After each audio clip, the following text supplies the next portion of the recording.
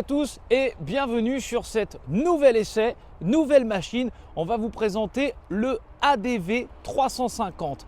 Et quand je dis le ADV 350, c'est pour ne pas confondre avec le XADV, puisque Honda, en quête toujours d'innovation, a décidé, je pense, de répondre à la question: est-ce que le XADV est un scooter ou une moto? Eh bien, sur cette machine, la question ne se posera pas vu qu'il s'agit bien d'un scooter. En effet, le ADV 350 reprend le châssis du Forza 350 et surtout de son système de variateur, ce qui en fait proprement dit un scooter. Néanmoins, comparé au Forza 350, celui-ci est vraiment plus baroudeur, plus crossover, puisque les suspensions Showa font 37 mm de diamètre comparé aux 33 mm du Forza 350.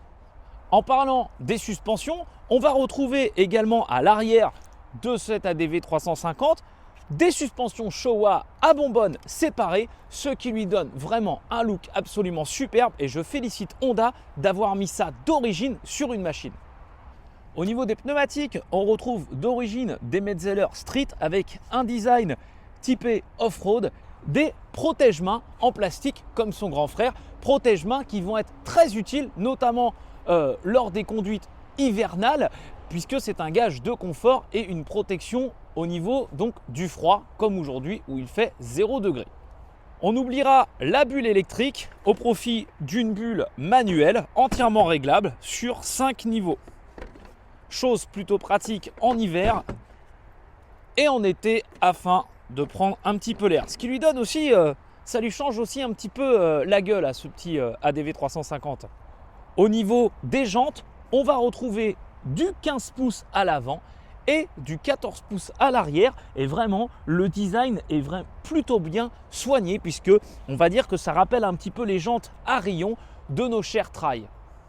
Son petit côté baroudeur le distinguera aussi du Forza par une hauteur de selle un peu plus haute puisqu'il prendra 10 mm de plus en raison des suspensions.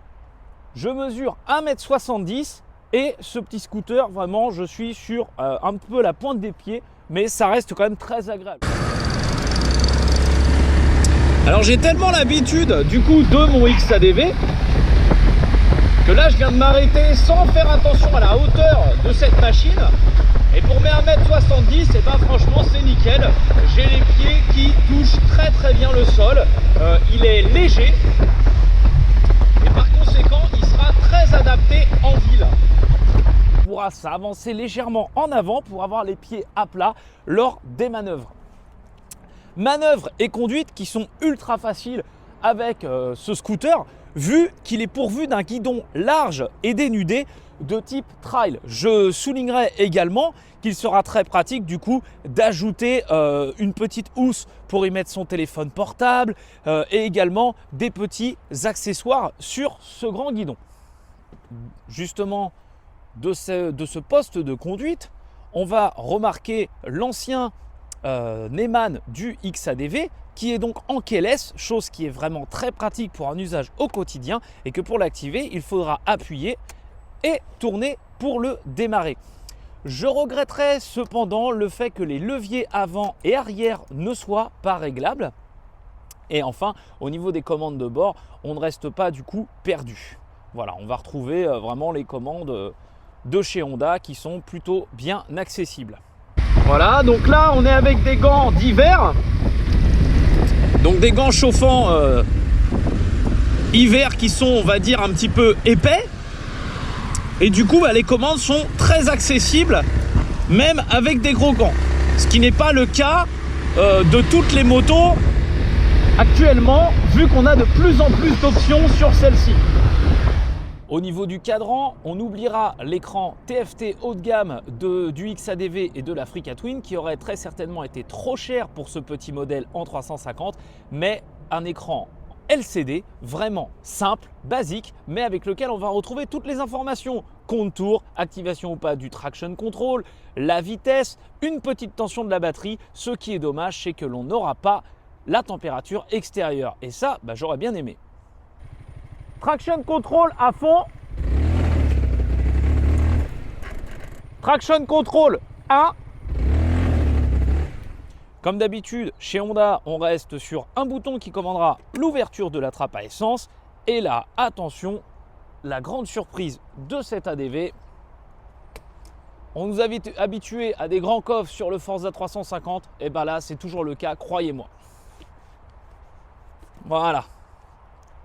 Sur ce grand coffre, on va avoir une très grande capacité de rangement. Et on a même un petit séparateur, histoire de ne pas s'engueuler avec son passager. Concernant la place, il y aura de quoi y ranger quasiment 2 casques jet, voire un casque intégral plus un casque jet. On retrouvera sur le côté gauche un petit vide-poche très pratique, voilà, avec la présence d'un chargeur USB type C. Néanmoins, son accès n'est pas forcément tip-top pour les grandes mains. Cependant, il est assez profond et permettra d'y loger un téléphone portable, une petite bouteille d'eau et même des papiers. Une béquille centrale également équipera ce modèle. Au niveau de la sonorité, on reste sur un monocylindre. La plupart des scooters vendus aujourd'hui en mid-side sont équipés de monocylindres. C'est un moteur avec 4 soupapes par cylindre. Et du coup, on a vraiment une petite sonorité assez simple et veloutée.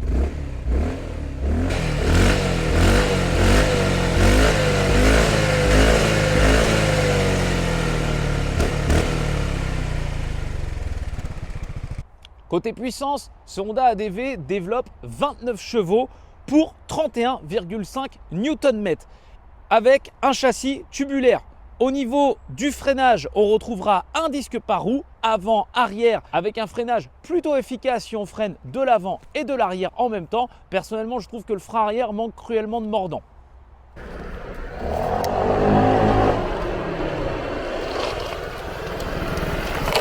C'est un véhicule vraiment périurbain qui saura très bien se débrouiller en ville et pourra même atteindre les 150 km/h sur autoroute.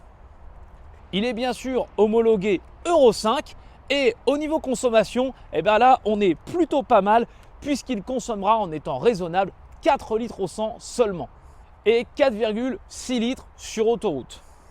Le poids de ce petit bébé est de 188 kg. Côté tarif, sur ce Honda ADV 350, on sera à 6 299 €, soit 300 € de plus pour un Forza, pour un scooter qui va être vraiment différent. Est-ce que ça vaut le coup ou pas de mettre 300 € de plus, sachant qu'on n'aura pas la bulle électrique, etc. Eh bien là, je pense que c'est tout simplement une question de philosophie de chacun. On pourra donc s'acheter 2 Honda ADV 350 pour le prix de son grand frère, le XADV 750. Choisir entre vraiment le confort et le luxe d'un petit scooter citadin ou d'un scooter qui sera un petit peu plus baroudeur et pourra vous emmener même dans les chemins. Ça, c'est à vous de voir. Avec Honda Assurance, je paye ce ADV 350 43 € par mois en tout risque, soit à l'année 491 €. Pour un permis A2, cette fois-ci, on sera à 65 € par mois et 733 € à l'année. L'avantage de passer par Honda Assurance, c'est que c'est une assurance du coup qui va connaître votre véhicule et ses caractéristiques, ses capacités, etc. Et donc qui vous assurera au mieux sur votre Honda. Alors, ce petit ADV 350, qu'est-ce que j'en pense? Eh bien, c'est un très bon scooter en 350 cm3. Sa puissance est plutôt agréable. C'est un scooter polyvalent. Et moi, ce qui me plaît réellement, c'est les aspects de personnalisation qu'on va pouvoir lui apporter. Vraiment, en Thaïlande, ils font des trucs pas possibles dessus. Et franchement, ça, c'est plutôt cool. Néanmoins, je regretterais quand même plusieurs choses sur ce petit scoot. C'est qu'on n'ait pas des leviers réglables dessus d'origine. Ça aurait été plutôt sympa. On pourra néanmoins corriger ce problème avec des pièces aftermarket. Et enfin, le gros point noir pour moi, ça va être que pour un scooter un petit peu crossover, même si ce n'est pas sa vocation principale, c'est qu'on ne puisse pas ajouter de repose-pied additionnel pour avoir une position typée un peu trail. Bon, c'est un détail pour ma part, ça ne sera pas forcément utile non plus pour tout le monde.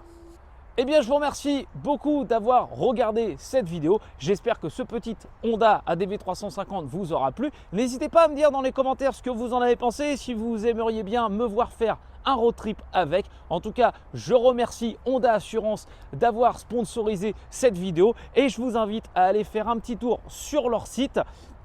N'hésitez surtout pas à vous abonner afin de soutenir la chaîne, sachant que là il fait 0 degré, on va dire, ça ferait chaud au cœur. Allez, à plus tard.